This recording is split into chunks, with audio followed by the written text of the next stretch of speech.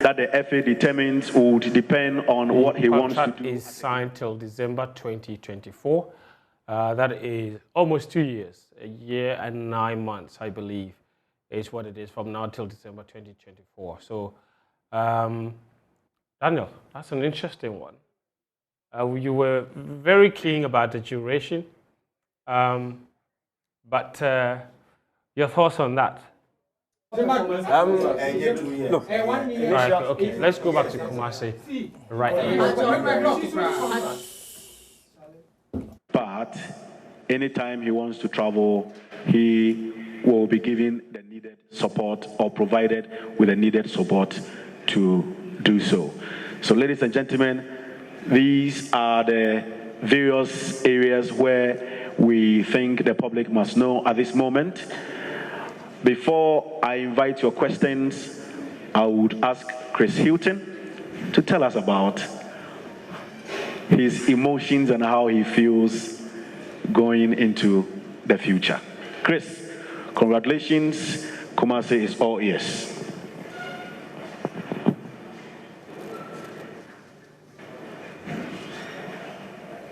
Firstly, thank you all very much for coming this morning.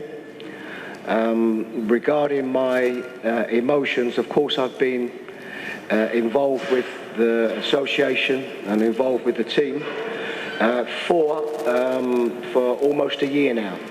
Although that is in a different capacity as technical advisor, what that has allowed me to do is to get a good feel for the squad, to build up relationships with those in the association and for those around the association. So I think that's allowed me to get a little bit of what we call a head start. But as regards my emotions, as most of you know, the large majority of my managerial career has been at club level. And also as a player, for those that know me would know that I represented the Republic of Ireland as a player. So to represent Ghana and the Black Stars as the head coach is something that I'm incredibly proud of. Sorry about the noise. It's something that I'm incredibly proud of. It's something that I will give everything to make the team as successful as possible. It's something that I will do to make sure that the communication and the relationship that I have with this association, for those around the association, and of course the supporters, to give all of my best. So it's something that I'm hugely looking forward to, but very much our game is about support. And as I said, support from the association, but mostly the support from the huge array of fans that we have, and that starts with obviously a very difficult game at Kumasi on Thursday. Okay, thank you very much. Thank you so much, Chris. Colleague journalists, your questions are welcome. Frank Nero will coordinate that. You raise your hand. You'll be given the microphone, you mention your name, your station, and then your question. Thank you.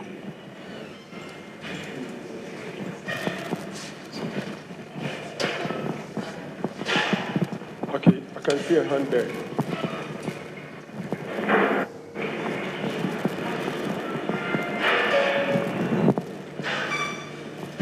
Hello, Coach. My name is Evans Sofochu. I work with City FM, City TV. My question is two. One, what sort of Black Stars or brand of football are we to expect from your Black Stars? Two, you've been around the team for a year now. What's your response to allegations of interference in the technical team's work from the GFA hierarchy? Thank you. Okay, so on the second question first, all I can say is that I am the new head coach, so anything that you speak of before my time here is very much something that you are bringing up and is in the past. All I can speak about is my communication and correspondence that I had with the association in my time being involved so far.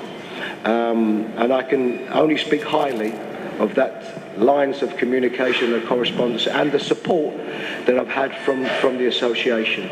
So this is one that I think it's hugely important, because for the Black Stars to do well and achieve what we want to achieve, this is mostly about the players and the players performing, but it's about the technical staff, it's about the supporters around, but it's also very much about the support from the association. And it's very difficult to go in the direction you want to if you don't have all of them things aligned. And I can only speak of my experiences so far. And I said the communication that I've had with the association has been very good. As regards what type of team we will see, what we want to see a winning team, because there can be and there will be lots of questions on a style of football, players that play, why is this player not playing and why is this player playing? Are you too defensive? Are you too offensive? Ultimately, what we all want to see is winning football. And that starts with the correct preparation of the team, using the players to the best of their ability, and picking a team that suits the type of players that we have. So I think we all, as coaches, start on the same level, same starting point. And the starting point is to put together a group of players to play as a team and to win football matches. The next question. Thank you so much. I'm a free Pure FM. On the 19th of March 1982, Ghana won against Libya. So that's about 41 years ago. We've had 33 coaches since 82. You are the 34th coach, Mr. Hughton.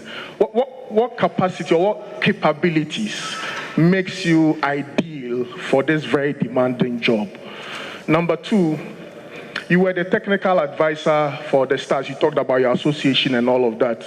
Would you describe that stint, that advisory or consultancy role as a failure, or you think you were successful? And finally, how would your coaches or your coaching staff and your players describe you as a coach? How would they describe you? Suggest that we keep our questions short and probably one question per person, so that the rest could also get a chance and ask their questions. Thank you, Kwabena Obin Efriye, for your question. Would Henry, do we take the questions or he responds? Yes. Okay, go ahead with the response, Coach.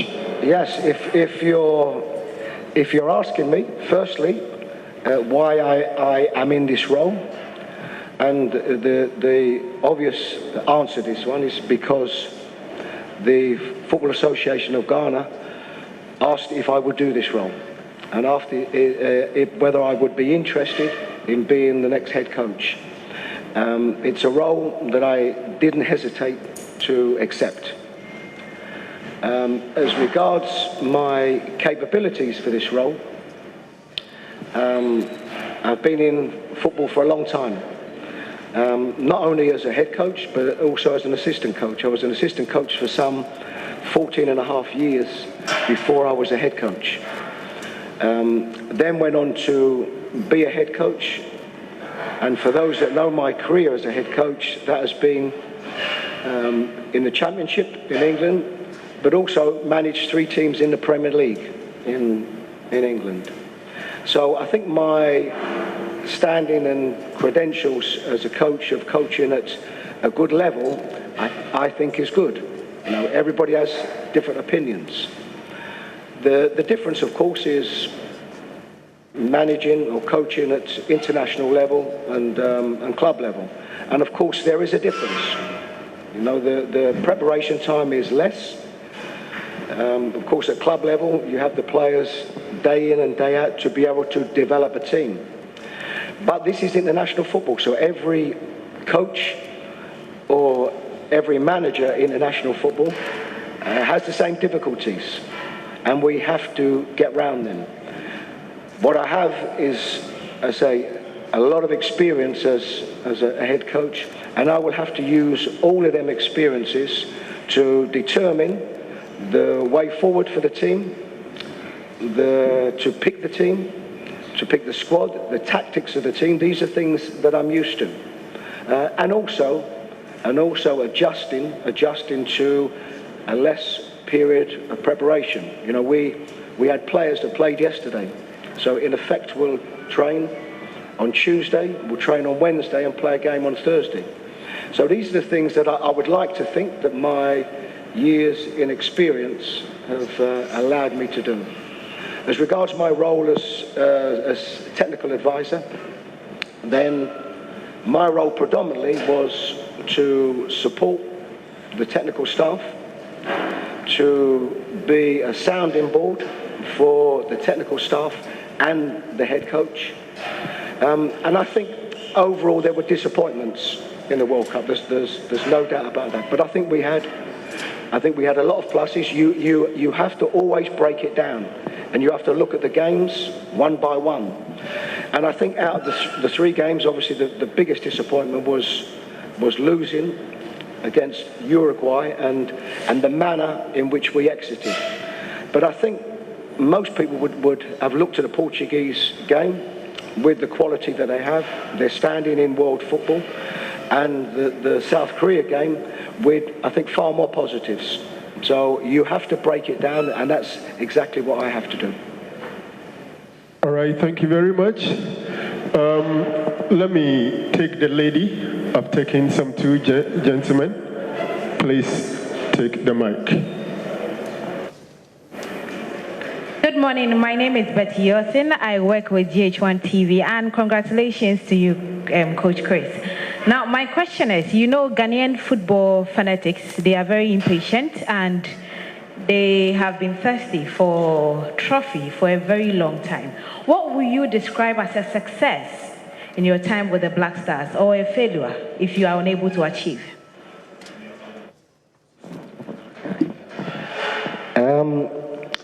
I think what you do is that you always have to judge what you think and what you perceive as success and failure nearer to the time. And you also have to remember that what is deemed as success and failure is different to different people.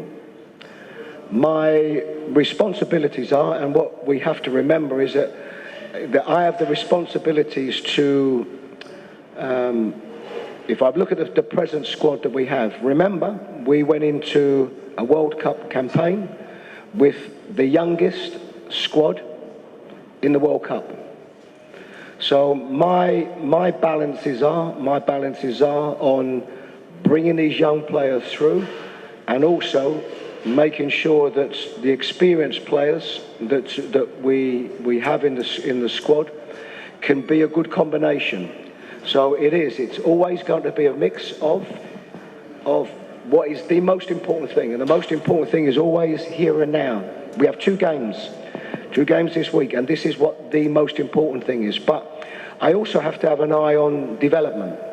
And I think I would be judged on a way a team play,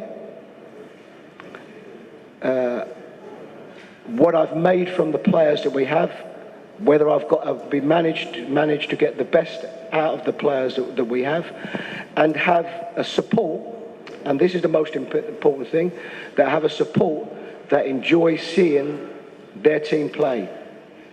Now, what is judged as success and failure will be perceived in different ways. Ultimately, at this moment, it's about winning 2 games this week. It's about qualification to get to AFCON, and it's doing and preparing the team as well as we can from AFCON and performing the best that we can in an AFCON tournament. And it's normal. It's normal that you will be judged on that. All right, thank you. Okay, I think it deserved my attention. Thank you. Thank you, Frank. Coach, once again, congratulations on your appointment. In your opening statements, you indicated that your time, with the team for the Nigerian game and then the World Cup allowed you to know the squad and then the technical stuff as well. My question is that the reason why you didn't really tweak the squad? You've kept a significant number of them in your squad for the Angola double header.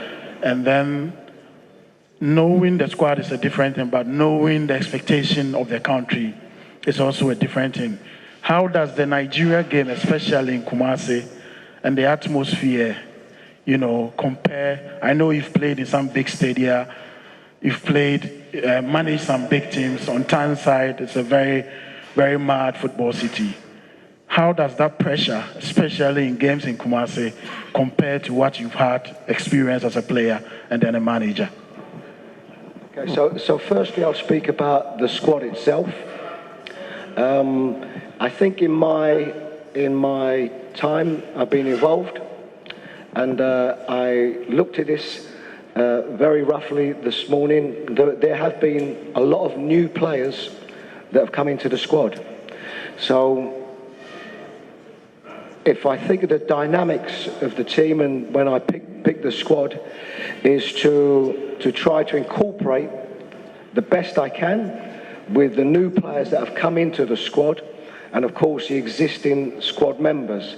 I can only ever pick 25 players, and I think most of you would know that we have some injuries.